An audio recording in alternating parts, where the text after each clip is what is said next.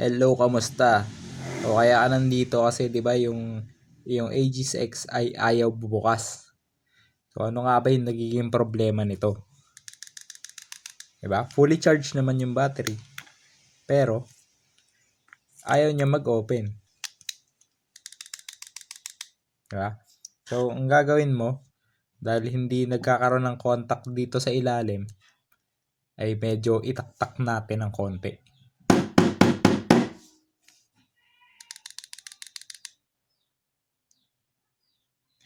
'Di ba?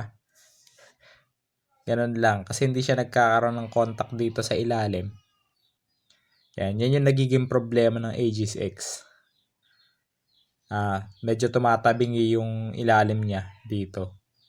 Kaya hindi nagkakaroon ng contact dun sa battery. Okay. So yun, ganito ko na-solve yung problema ng Aegis ko.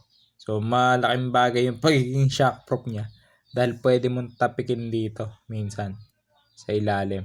Siguro tumatabing yung ganun. Tataktak mo lang siya ng konti at solve na ang problema mo. Diba? So medyo off topic muna dito sa channel ko. Ito kasi yung isa sa nagiging problema ko sa aking Aegis X. At yun nga, sana nakatulong itong short video na ito para ma-solve ang iyong problema sa Aegis X. Ngayon, kung di pa rin na-solve, pa-check mo na. Diba? Baka lumulobo na talaga yung battery mo at kailangan mo ng palitan. At o kaya may mga iba pang problema dito sa mismong device mo. Check nyo rin pala ang isang produkto na nabili ko sa Shopee. DC grinder set. Ito, para sa mga mahilig magkutingting ng kanilang mga gamit sa bahay, mahilig magpakintab, tsaka mga mahilig sa mga mini tools. Yan.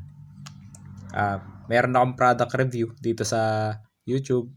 Tingnan nyo na lang, baka magustuhan nyo rin yung produkto na to at magamit nyo sa inyong bahay o sa inyong mang kung ano man ang inyong ginagawa. Okay? Salamat sa pagtambay dito sa aking channel. At sana po na-enjoy nyo ang short video na ito at sana nakatulong sa inyo.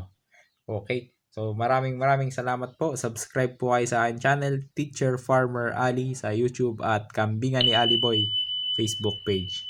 Salamat po. Bye-bye!